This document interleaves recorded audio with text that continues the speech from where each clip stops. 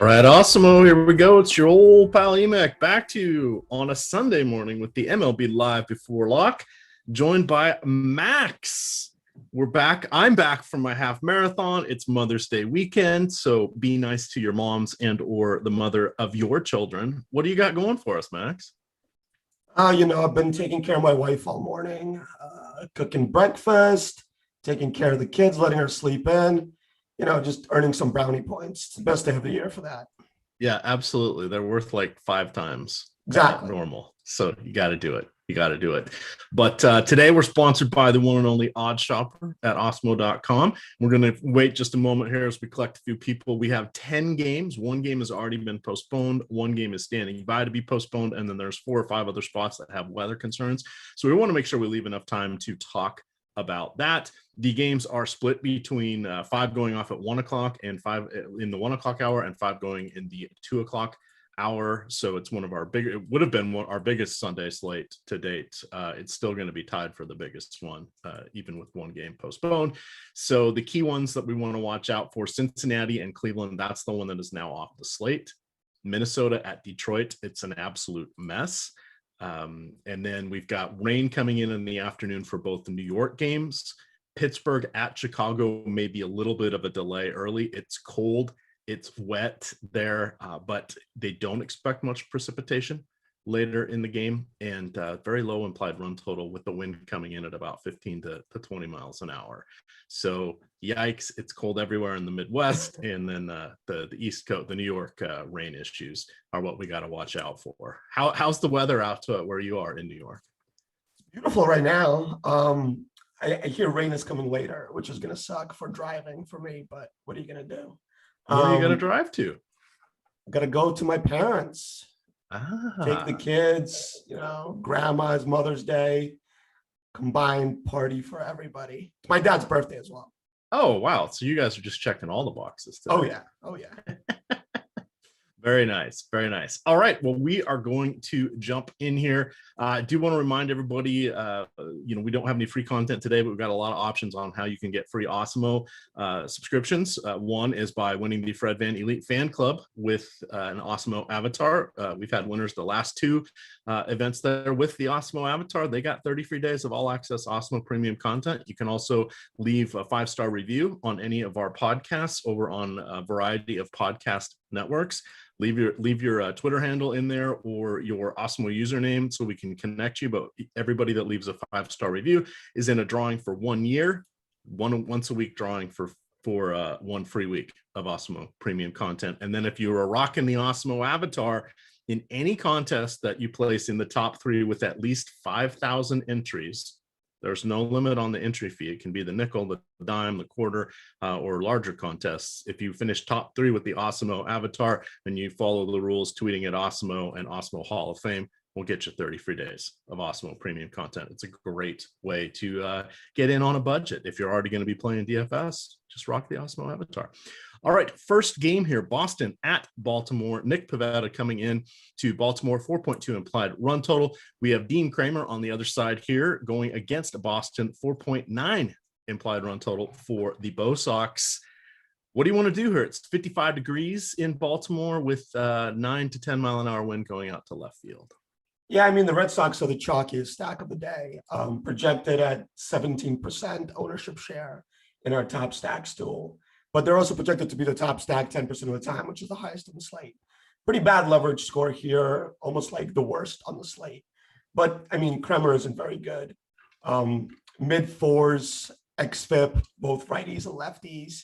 Doesn't give up too much hard contact, but a ton of fly balls, which is bad against a good hitting team like the Red Sox. So, I mean, it's a good spot to stack, but I don't know if I would go over the field on this stack just because of the really bad leverage score. And that's with a lot of options today. I'm just going to jump out and say I'm really not going to be playing that Minnesota Detroit game. We do have a couple good aces on the mound, so some of the offense may be concentrated depending on your weather risk. This is a game where I'm okay going a little bit over on the Boston side of things. I generally, as I've mentioned before, have about 5% Baltimore stacks any given day when they are in Camden Yards just because it's a good hitting park. Now, we're not getting the favorable weather, but that's something that works out in June, July, August, etc. More often than not, because even if they're going against a decent to above average starter, which is what Nick Pivetta is, at various points there'll be the bullpen or people can implode, etc. So that's about all I've got from this game. Anything else you want to bring up? Yeah, so the problem is that the Red Sox are super cheap today. Yep. The bottom of the order here, like 2.8K for Renfroe, min price for Frenchie Cordero, like he's terrible, but still he's 2K facing Dean Kremer in Camden. So I think they're going to be really popular when stacked with DeGrom. So my advice here is, like, if you're going to stack the Red Sox, like, you should fade DeGrom, because that if you're playing the most popular stack and the most popular pitcher, you're just not going to have as much leverage as you need to win GPPs. Yeah, and I guess on the other side we can talk about Pivetta. He's a little bit overpriced for me. Like 9.6K, his stats are okay. 9.9% swinging strike rate, 27% K percentage seems elevated for that swinging strike rate. And he has about a 4 xFIP. Just a little bit too high for me in a park like Camden, even against an Orioles team that strikes out more than average. All right, that all sounds pretty fair, pretty astute. I do like the mentioning of, if you're going with the cheap chalky stack, don't end up on the expensive pitcher that everybody's eyes are going to be on. That will allow you to get some differentiation here. Our next one here, my stack of the day is your team. It's the New York Yankees going against Joe Ross Jr. here. We've got a nice little breeze, about 8 to 10 miles an hour going out to left field. We have Joe Ross, who sat out last season essentially just to stay healthy. He and his brother Tyson just constantly get hurt. They're both above average major league pitchers, but the injuries have just robbed them of their durability and their skill set. So today is one, well, every day is me going to be going against Joe Ross Jr. So he started off the season quite well. 2 starts, 11 clean innings, looking good. So we thought maybe he got healed up for a full, the year and a half off, all that, have things changed. Not so fast, my friends, as Lee Corso would say. Over his last 3 starts, he has allowed 6 home runs, managed to go just 15 2/3 innings with 12 strikeouts, 1.56 base runners per inning. He's a hot mess. He surprisingly does not allow a ton of power with just a 180 ISO cross player. So that's above average, but it's not the 200, the 210 that we start to really look for what we would term gas cans. However, he doesn't keep the bases clean with a 10% walk rate. So this is actually interesting. The New York projected lineup has, or I guess it's the real lineup now, they have 11% walk rate. So that's pretty solid. They got a lot of cheapies over there on Yahoo, a lot of players in that $7 price range. And then the interesting thing is they are without Urshela today. He left the game with a knee issue yesterday. So you've got Gleyber Torres elevated up to the cleanup spot. Gary Sanchez, $7 on Yahoo, 4.7 on DraftKings. Don't know what's going to price him down. Like, ever. Yeah, he's kind of a disaster. It's been Shiggy that's been the better catch. I'm blanking on his name. Higashioka. So, but you've got some cheap guys with Clint Frazier, Miguel Andujar, and Brett Gardner, who are all 3,100 or less on DK. They're all $7 on Yahoo. You can do some wraparound stacks here. You could start off with a Mike Ford or a Gary Sanchez. The problem is if you start looking at this year's numbers with these guys, they're all under like a 200 average. It's pretty pathetic. We know the heavy lifting is being done by the main guys. Yeah. Take us through what you want to do, and where are these guys ranking out on your stack? This stack is probably my favorite stack as well. Just because Joe Ross, his advanced stats are really bad, like his expected stats. I know you mentioned his ISO, he's allowing only under 200, but his X slugging is 567. That's towards like the top of the league. So he should be giving up way more power than he has. He's actually run really, really good. X batting average 289, X WOBA 386. All of these numbers are quite awful. And yeah, the Yankees are starting to hit the ball much, much better. So yeah, and they're only projected for 10% ownership as opposed to 17% for the Red Sox, who we already talked about. Yeah, Yankees are in a really good spot. This game might get shortened just because rain is going to come in at some point. I hope the game is in by then and we don't have to worry about it. The Yankees are a home team, so if they're winning, they're only going to get 8 innings anyways. So yeah, I mean, they're expensive, which is hard to get in with DeGrom, but I do think they project as the best stack as far as power that you're getting for the ownership. All right. We have on the other side, we've got the Nationals going against Domingo Germán. I'm not fired up about Germán. He has reasonably good strikeout stuff, but never quite seems to put it all together. Let's see, where's the lineup? I've got too many windows open. I want to make sure Soto is in the lineup before I launch off on this little rant. Yes, so he is. Yeah, he is. So Soto's been. This is perfect timing for Nationals fans like myself, because Soto is having some arm issues with this, or a shoulder issue with this throwing arm. So he was able to play the DH slot here with this being in the American League Park. So that's been pretty key. Josh Bell, not quite putting it together yet for the Nats, but he's got some power, especially coming from the left side of the plate. I don't hate Kyle Schwarber, and these guys are all coming in relatively cheap, with the exception of Trey Turner at 5,400 and Juan Soto at 4,900. Everybody else is 4,000 or 3,000 or less. There's a few guys with their numbers starting with the 2 here. How do you feel about the Nats? Would you consider some one-offs, some cheap one-offs, like Kyle Schwarber or Josh Bell or Starlin Castro? Yeah, even Yadiel Hernandez at 2.6K. Anybody pretty much from the left side. Germán has pretty glaring splits, only allowing 7% soft contact versus lefties, 39% hard contact, and 42% fly balls. So that all amounts to an xFIP of 455, which is like bottom of the barrel in the league. Yeah, and you really don't have to hit it that far at Yankee Stadium to the short porch as a lefty. So I really love the lefties from the Nats today. And that's going to be kind of an interesting spot here, because I think they might get lost in the shuffle just a little bit. Yeah, 4.9K for Soto is way too cheap. Yeah, and again, the DH is gonna save him the issues of getting pulled for defensive replacement or whatever at the end of the game. All right, continuing along here, our next one, we've got an incredibly low run total here with the Mets. So, hey, wait for it. The Mets and the Yankees, very similar weather with rain coming this afternoon to the New York metropolitan area. However, we've got Jake DeGrom at 11,900. He skipped his last start. He had a sore lat muscle, and he has had a throwing session, a long toss session, etc. They think he's good to go. I never know, because it's the Mets, but what are you ballpark him at? Like, at this price against Arizona with a 2.5, I'm going to say that again, a 2.5 implied run total. I had to go double check and make sure this wasn't a double header, a 7-inning game, because 2.5 implied runs. Wow, that's incredibly low. Do you think 80-85 pitches gets it done with DeGrom with upside to 90 pitches? Yes, I mean, he's only thrown out of the 5 starts one time over 100 pitches all year. So I don't think they would let him go if he wasn't 100%, just because he's Jacob DeGrom. But again, like you said, it's the Mets. They do dumb things all of the time. What's the dumbest thing we can do? Yes! Exactly.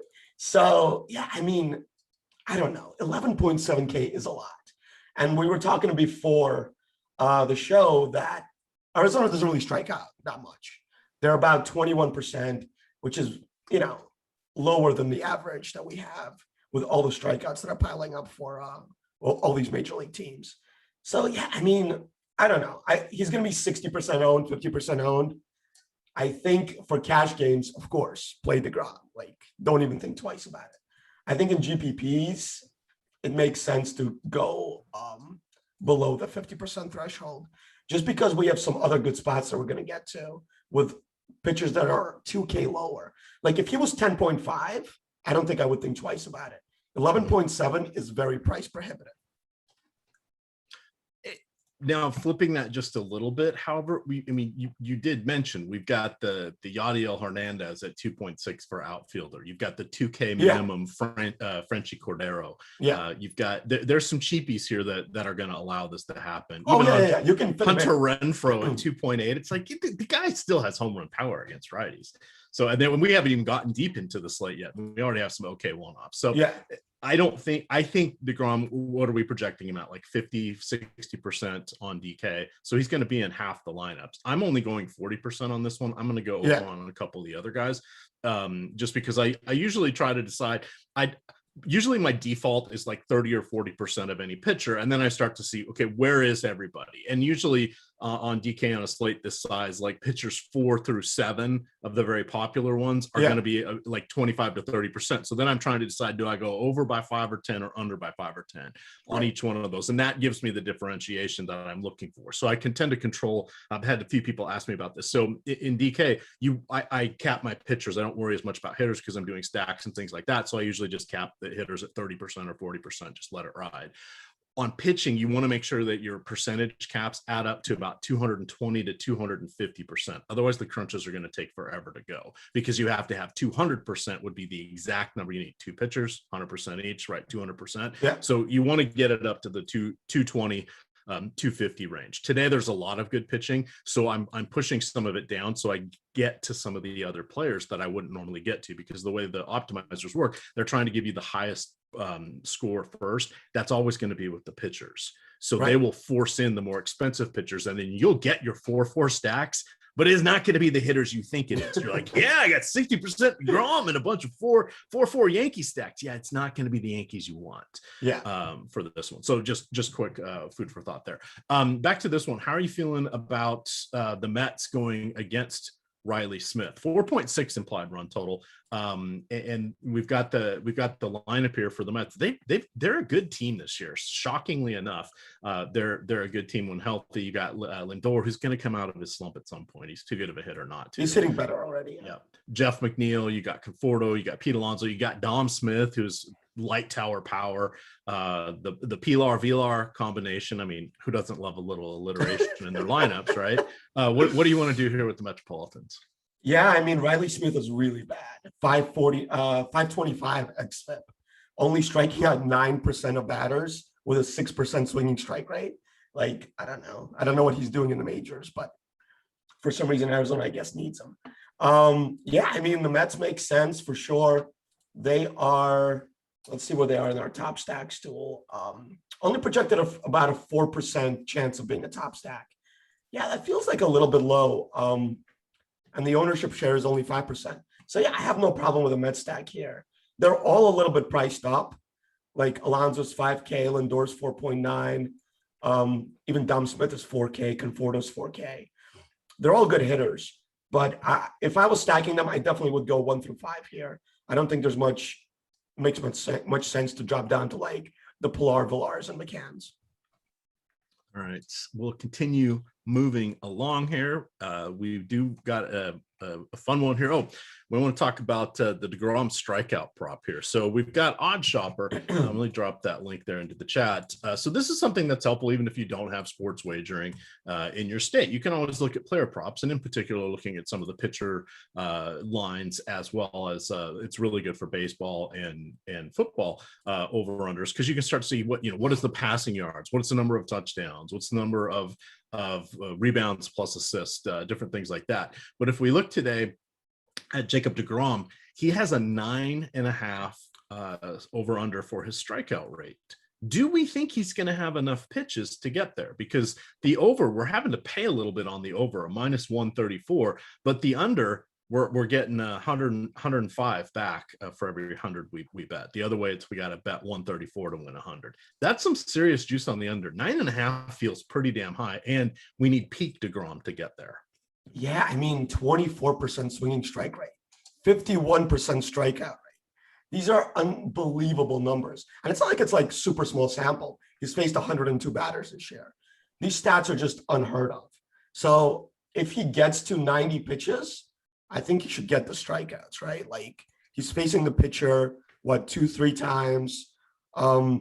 Yeah, I don't know. I don't think I would bet it just with the unknowns. There's probably better bets out there. But I wouldn't bet against DeGrom going nuts just because of his insane stuff. Yeah. Yeah, but these are always good to look at. I'd probably take the under on this one today if I were going to bet it, just because I would think that there's, enough things that could go wrong to not, maybe he gets 7 or 8 strikeouts. That's a fantastic day, but it's not 9.5. So that's probably where I would go. But again, this is where you get one of your biggest edges in sports is by shopping the lines, shopping the prices, because that is just what you're paying on the juice or the big, et cetera, what the sports wagering sites are taking to facilitate the bets. I mean, if you can save 5 or 10% by just going to a different book, that's pure profit if you're winning, right? Or it's just directly hits your ROI. Sure. It's not even being right or wrong. It's just like, no, I'm getting an edge here. And if you want to be a long-term sustainable sports bettor, you definitely want to do that. Plus, like right now, as more and more states open up, like it's opening up in Virginia, they constantly have booster bets or Russell Westbrook over under half a point maximum wager $25, right? They do stuff like that all the time, so they're trying to keep your money around. So as this gets more and more prevalent in the US, we're just going to be some really good deals that go on. So you can sign up for any of these books. If you go to OddsShopper and you click on any of the links to the different sports books, it automatically tags you one with our referral code, but it also gives you their best offer.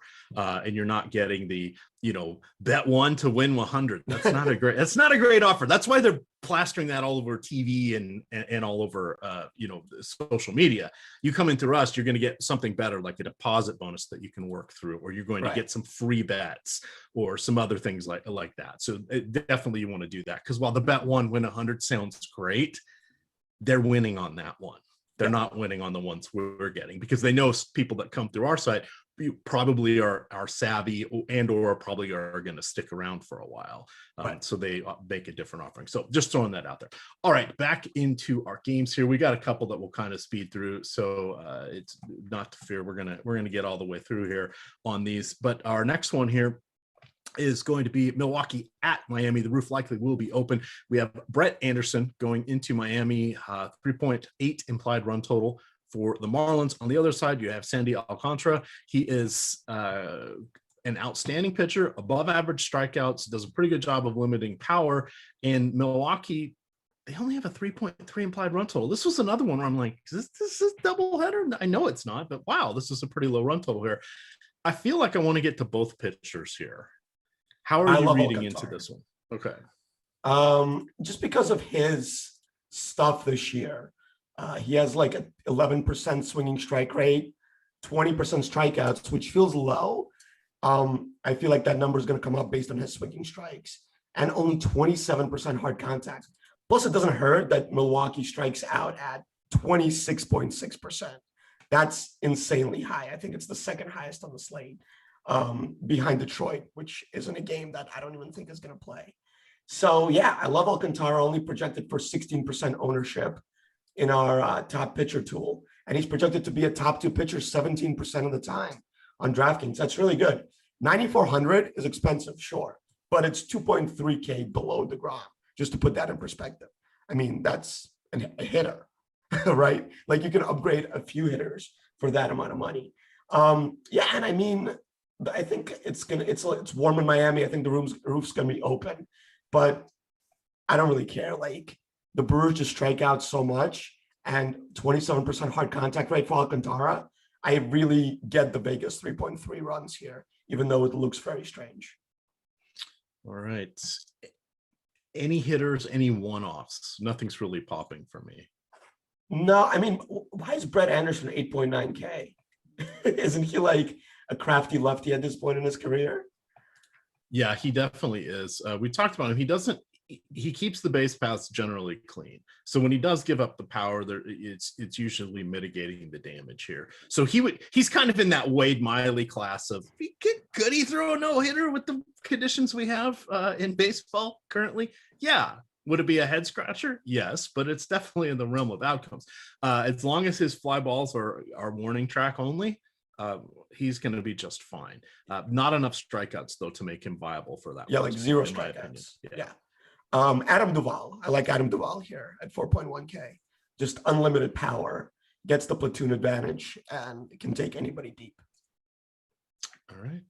Let's continue moving along. I've got my stacks all set up. I'll start kicking those up. I think we're waiting for just a couple more lineups. Let me just double check here. We're still waiting on Toronto and Houston and Colorado and Pittsburgh. So we have all of the other lineups in at this point. So just keep tabs on who's in or who's out. I'll probably start running my crunches in about 10 minutes here. I hate having to pull the players out and redo things. So just kind of a schedule here. So here's the big question mark. Game number 5. We are at Kenta Maeda is in Detroit. Detroit has a 3.3 implied run total. On the other side, you have Matt Boyd, 4.3 implied run total. Problem is heavy weather. They're expecting rain through 6 o'clock tonight in Detroit. Both of these teams are off tomorrow. Detroit on Tuesday is hosting a home game. I think it's against Kansas City, and then Minnesota is going to be playing in Chicago against the White Sox on Tuesday. They could push it and make tomorrow a doubleheader. We have both these teams coming back in mid-July for a 3-game Friday, Saturday, Sunday slate. They could make one of those games a doubleheader. They still have both series in Minnesota for this one. I don't think they're going to push this one. The problem is I don't think they're going to end up playing it. That's my take. I have made 10 lineups out of the probably 250 I'm going to play today with Minnesota bats. I'm not playing either pitcher, and then I've now pulled them from my player pool, so I'm not even going to have any one-offs for this one. I feel that strongly about this one. How are you approaching this game? Yeah, I mean, that makes perfect sense to me. I agree. I don't think they're going to play. Either way, like, it's awful hitting weather. 45 degrees. It's going to be even colder, right? Because they're not going to play this until like 7 p.m. Wind is blowing in. Yeah, I mean, Boyd, we were talking that he's given up the most home runs of any pitcher in the last, 3 years? So yeah, there's definitely upside for the Twins batters, especially because they have like Cruz. Buxton's not in the lineup today, so that actually makes this even easier to fade this game. But yeah, I mean, I don't think it's crazy to like stack 2 or 5% of your teams if you're MMEing today, but I don't think that this is going to make any player pool. Hopefully they just cancel this before the game starts. Right. So kind of what I'm doing is I just have this sitting off in its own little crunch. I've got 10 lineups here, and I've just renamed the crunch Minnesota Detroit. Yeah. Now I'm going to build my other crunches, and then I'm going to decide closer to lock, am I going to roll with these guys or not? And we'll go from there. But I have a feeling, but that way I can still, quickly get some in if they don't cancel it. But if it looks like it's probably going to be canceled, it's definitely going to start in a delay at the minimum. Yeah. So I'll weigh my risk tolerance for that one. We did get a chat here from Jay Lamar in Premium Slack. He says, it's pouring in Miami right now. I live 7 minutes from the park. Just fade those hitters. EMac, the roof should be closed. All right. So, hey, we like the pitchers a little more now. Let's go Alcantara. Absolutely. All right. Game 6 here. Now we've got a good one. We don't have the lineup yet, but we've got Nate Pearson going for Toronto against Houston. Houston has a 5.0 implied run total. Zach Greinke going for Houston. Toronto has a 4.1 implied run total here. We like to make fun of Zach Greinke, whose fastball is 87 miles an hour, and his changeup is like 86 miles an hour. Those should be 7 to 10 miles an hour apart. They're not. He is just using control, pounding the strike zone, and being the veteran pitcher at this point, because he's certainly not a hurler anymore for this one. So I know you have some thoughts on the Toronto side. Myself, looking at Houston. So I wanted to talk a little bit about Nate Pearson. So let's see. Looks like the weather's going to be open in this park today. Temperatures will be in the upper 80s. Nate Pearson took the mound for AAA Buffalo on Tuesday. He threw 78 pitches. So he's been dealing with a groin injury from late spring training. So the fact that he went 78 pitches is pretty solid. for him. He has a fastball that can touch 100 miles an hour. That's Yep. kind of rare for a starter. Last year in 18 innings, he was kind of served as the opener. Basically, he had, I think, 5 appearances and 4 of them were starts, but he was only pitching a couple innings each time. His fastball averaged about 96.4 miles per hour. The problem is his control. It was again, small sample size, but 6.5 walks per 9 innings.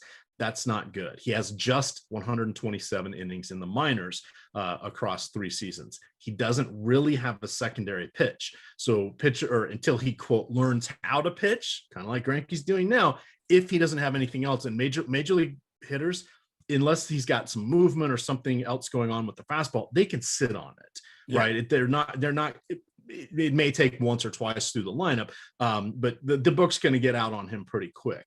Again, very, very talented guy, and I will be playing some of him just for the strikeout upside. I don't think he'll complete the 4th inning. My guess, at best, he'll complete the 4th inning. I think we get 3 or 3 and change from him, but I think he could have 6 or 7 strikeouts in those as well. So, but I want to take advantage of Houston. Now, where we're looking at Houston is take their lefties first. That's the key. But you've got Alex Bregman, who got his walk rates almost as high as his strikeout rate. Patient hitter. He's going to get a shot at the bullpen as well, and he's a phenomenal all-around hitter anyway. So there's a lot to like here about Houston, but this is going to be one where it's going to be like, all right, I've got 15% or I've capped Pearson at 15% in my lineups. I'm hoping to get that just because he's kind of cheap and there's strikeout upside. So if he survives the 3 innings that I think he's going to get, or 3 and change, and gets half a dozen strikeouts, I'm totally fine with that. Yeah, I mean, he's projected to be what, like 0% owned, 0.1% in our pitcher tool. This is a kid that's projected to be a star. His secondary pitch is a slider. He uses it like 30% of the time. He does have 4 pitches for what it's worth. He can throw a curveball and a changeup as well. He doesn't throw them much. They're not very polished. It was like, again, he doesn't have a ton of innings under his belt, but those pitches were coming in at like what, 10 to 15% was the high one, and one was under 10%. It's like, can I even talk about it if he really barely throws it? Yeah, and Houston is a really tough team to like throw him against, right? Like they don't strike out much. They have good hitters up and down the lineup. Yeah, I mean, 5.7K and the ownership look great. If you want like a cap of what, 18 points, 15 points, 2K points. And that's all I'm kind of expecting from this. That's pretty much the high here. So yeah, I mean, I don't hate it. If you're going to stack against them, I wouldn't mind that either, just because you're going to see the bullpen. Alvarez and Tucker are probably in the best spots. Like you said, the lefties. I never play Michael Brantley. Maybe I should. I don't know. I still think he's like a singles hitter playing in the 2 spot. So yeah, I think that's about as far as you want to break it down. I still don't understand why DK has Zach Greinke priced at 10.8K. This is a guy that has a 4.19 xFIP, 19% strikeout rate. He doesn't give up much hard contact, only 27%. But for what it's worth, he's not very good against righties. And Toronto has like a billion great right-handed hitters with power. So his xFIP versus righties is 4.43. Giving up a 219 ISO, 36% fly balls. I really do think that it makes sense to stack Toronto here. I do expect them to be a little bit more popular than they should be.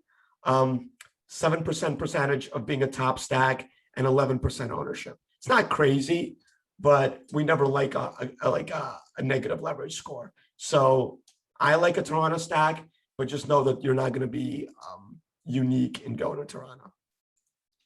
Interesting. Okay. I wasn't on them as much, but you have very valid points here, and I'm reconsidering my strategy. And by I say I wasn't on them much. So, but today I pulled the one game out of my player pool, like I said. So I've got 18 teams. I set everybody at 10%, and then there's the 5 or 6 teams that I want to stack, and I've got them between 10, 12, and 15%. Yeah. And then when I run my 4-4s, those guys end up being a little bit more because there's 2 opportunities for them to get into the stacks. Sure. For that. So I tend to skew a little bit higher, but I'm curious to see where Toronto pops up when I'm doing this, because the teams like Arizona, they may not appear at all. I'm totally fine with that because they're going against DeGrom, right? But if you want a good mix of things, don't have your caps wide open. You want to kind of control them, put your thumb on the scale, figure it out. Or if you're not getting, and then usually what I do for the last 10% of my lineups is, or 20%, depending on how much time I have, is I just take everything out, set stacks to 5, and then say, okay, 100% this team, run 5 lineups, 100% this team, run 5 lineups, right? So I can get what I want, or I'll even go as far as to lock in 4 of the 5 players I want, just to make sure I'm getting a specific combination. Because again, if you're not sifting through all of your lineups, and you don't have time to go through a couple hundred of them, you're not knowing exactly what the combinations of the teams you're getting. You may end up, as we said, with the 6, 7, 8, 9 hitters when you're thinking, yeah, I've got a 4-man Yankee stack. Yeah, you do, but it doesn't have Stanton and it doesn't have Judge in it as well.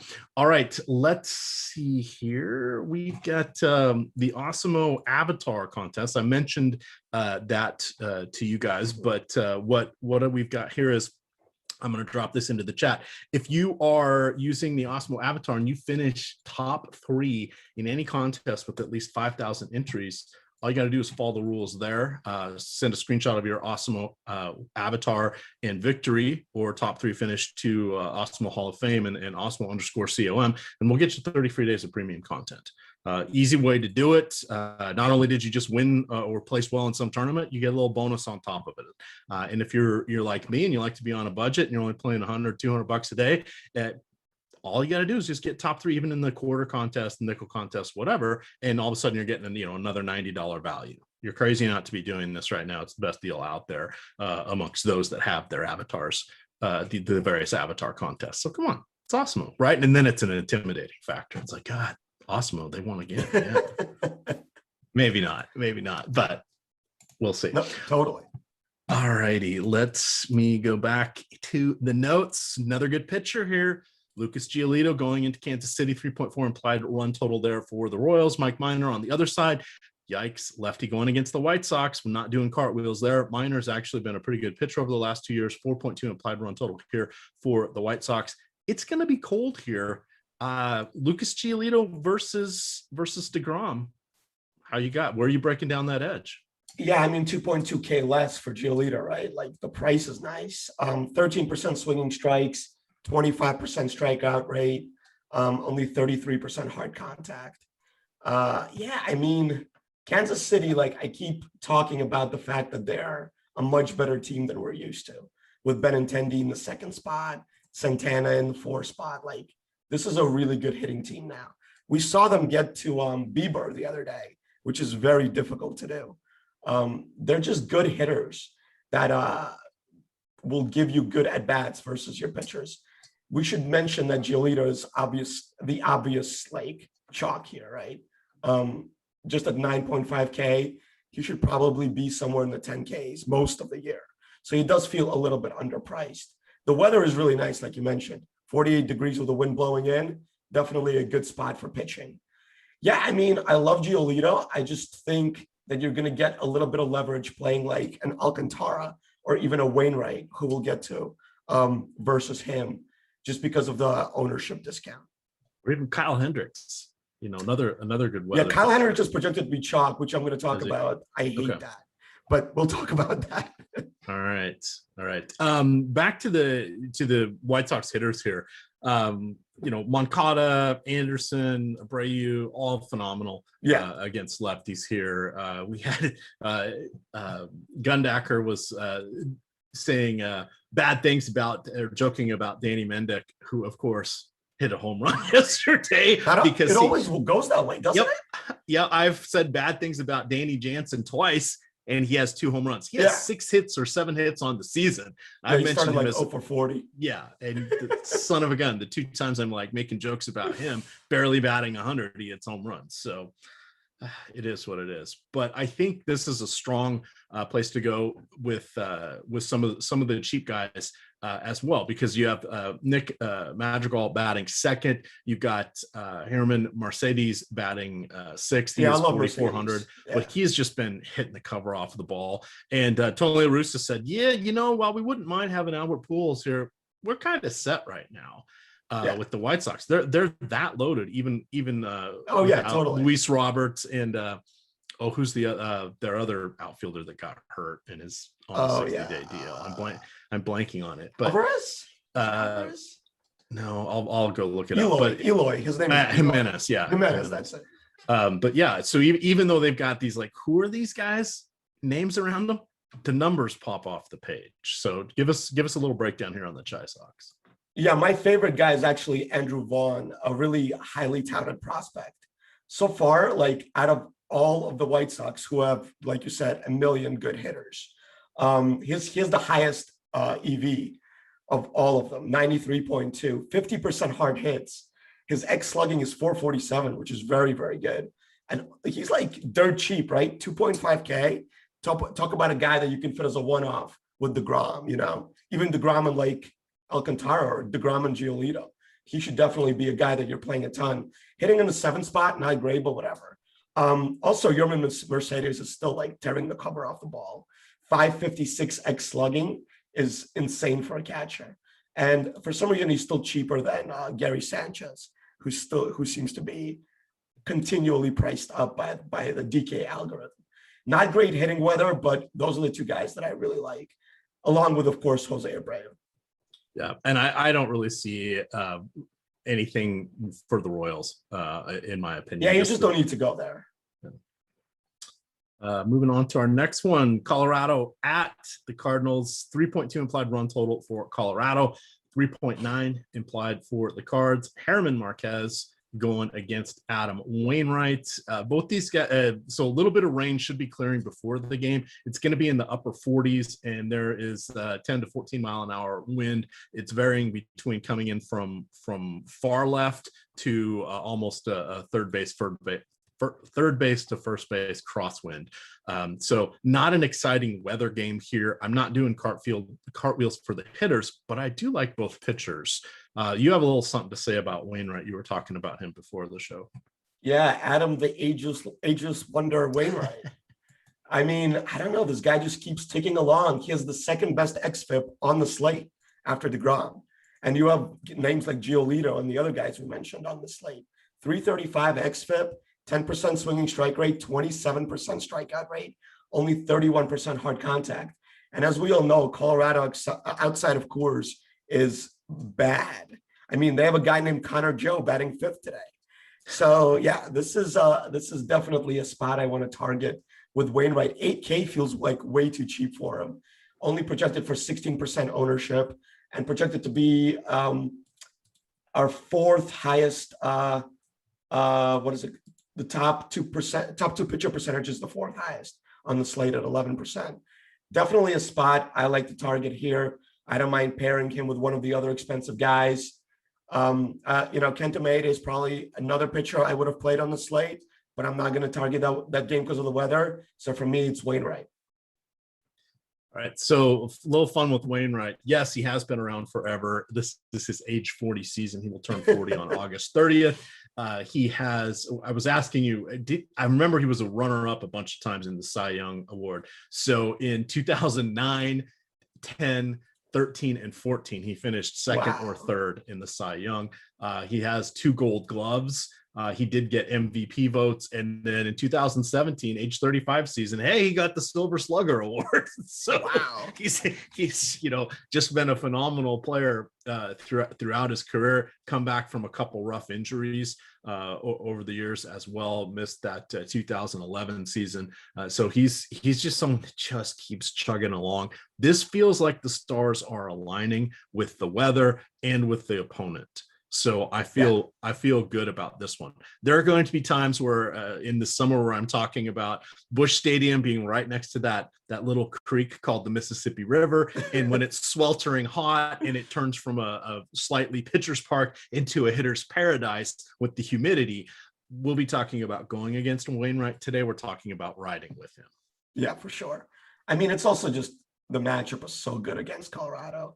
He gets a pitcher as well. I guess we should mention Marquez on the other side. Another guy that I feel like he actually pitches better at Coors for whatever reason. The guy that has like insane stuff, but has just never put it together. 13% swinging strike rate is really nice. 25% Ks. 375 xFIP has been really unlucky this year. 7.33 ERA is like 4 runs higher than his projected xFIP. So another guy I don't mind taking a shot on at 7,300 with this weather. Cardinals lineup is really good. So just for what it's worth, mentioning that. But I do feel like Marquez is going to be, I think we're projecting him at single-digit ownership. Yeah, 9.9% owned. 7,300 feels like too cheap. Tigers game officially postponed, so one less headache. Perfect. For us. Although I kind of like the way I was handling it, but that's okay. It just takes the uncertainty out of it. There's a lot of other games. It's just whatever. No worries on that one. Reminder: another way you can win free Awesemo content is by leaving 5-star reviews on the Awesemo podcast. Any of our podcasts on the variety of platforms that are out there. Put your social media handle in there or your Awesemo username, and we do a drawing once a week, giving away 1 free week of Awesemo premium content. You're eligible for that drawing for 52 times. Yes, for 1 entire year. Each time you leave a 5-star review, we're going to put you in that drawing. Not a lot of people are taking advantage of this right now. There's only a couple hundred people in the drawing. That's a legitimate chance to get some free content here. Why not do that? Just jump on in and leave a 5-star review. And, also, you want to get a 5-star review? Call your mom today. It is Mother's Day. There we go. Absolutely. Public service announcement. PSA. Pittsburgh at Chicago. Hey, wait, it's cold. We've got a wind coming in from center at 12 to 16 miles an hour. It was like flurries of soggy snow earlier today in Chicago. It's cold. We have Tyler Anderson. I love baseball. 2 lefties named Anderson today going on the mound. Yeah. You got Tyler Anderson going against Kyle Hendricks. Kyle Hendricks facing down Pittsburgh with, wait for it, a 2.7 implied run total. What the hell is going on with baseball this year?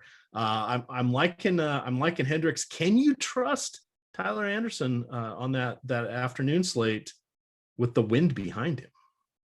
Yeah, Tyler's been really good this year. Finally, he was in Coors for a while, got out of Coors, which was definitely good for his career. 11% swinging strike rate, 21% strikeouts, only 30% hard contact. His xFIP is higher than his ERA, so he's been running really good with a 197 BABIP. Has not given up a home run this year so far, 0 home runs. So that's going to jump up at some point. The weather is just so good here, right? Like you mentioned, for pitching, wind blowing in at Wrigley, 47 degrees, miserable. Chris Bryant at 5.8K is probably the guy I would be most worried about facing Tyler. This is probably like an MVP season for Bryant. He's just tearing the cover off the ball. I love him. I don't know if 6.7K is way too cheap. I don't know how much upside there is here for Tyler just because he's run so well. And I'm not projecting a ton of strikeouts in this lineup for the Cubbies with Matt Duffy leading off versus like a Hap. You want to talk about Kyle Hendricks being like the stone chalk on the slate as your SP2 with DeGrom, 6.9K. A guy that I've been stacking every single start this year, and it finally bit me last time. He actually had a really good game in a 7-inning game.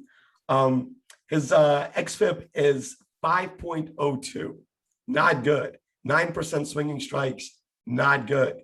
37% hard contact, not good. He's just doesn't have like the stuff to get major league hitters at.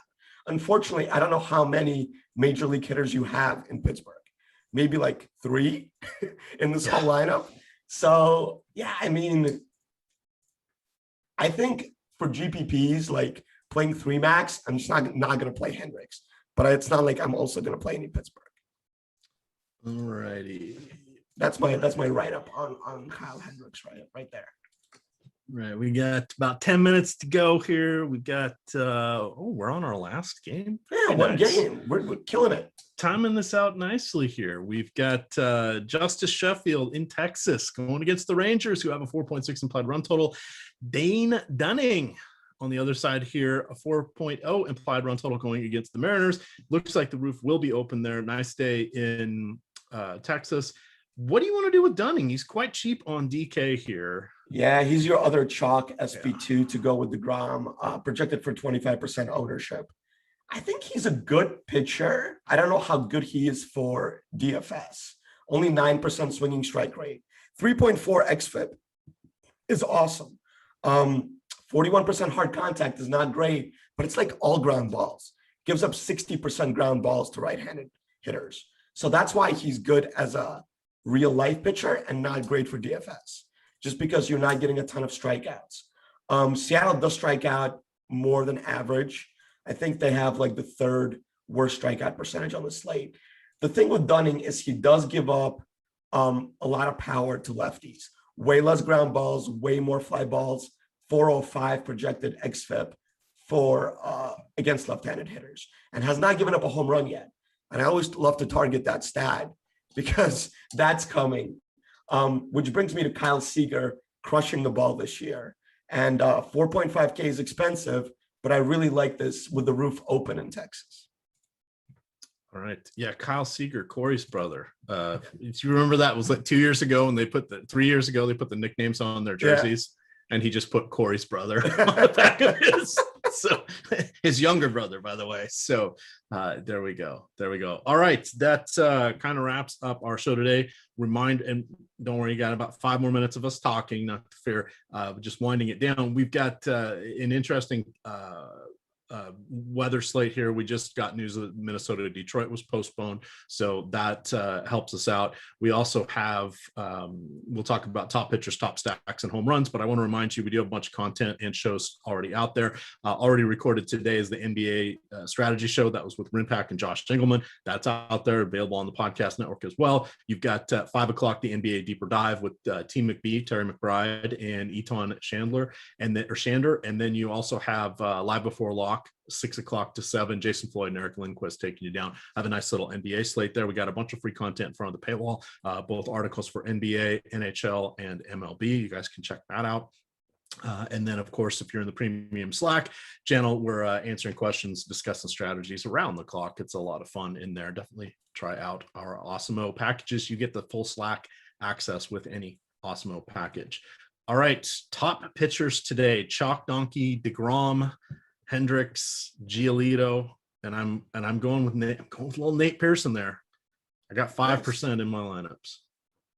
Yeah, I love Sandy Alcantara for sure, and Waino. Let me give my percentages just so you guys can get that. So I got DeGrom at 40%, Giolito at 40, Waino at 31, I swear he pronounces it Alcantara. I know it's spelled Alcantara, but I think it's Alcantara. Oh, really? Yeah, I'll have to listen to I don't that want you to know again. Marlins games to know the pronunciation. Exactly. So 25% of Sandy.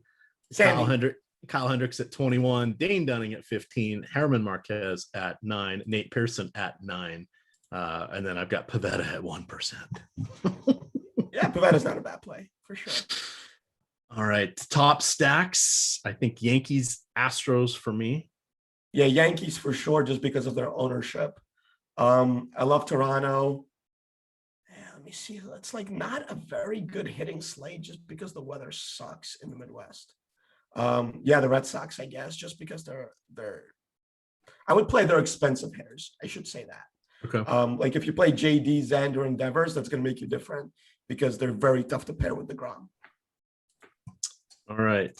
One last fun note. So on the late slate today, did you know last year they in the offseason before the 2020 season, they revamped San Francisco, right? They moved the bullpens from the foul territory and they put them in the outfield, basically moved in the various outfield fences. Dead center was moved in 8 feet from 399 to 391. Left center came down 5 feet to 399, and Triples Alley came down 6 feet from 421 to 415. They also lowered the center field wall by a foot.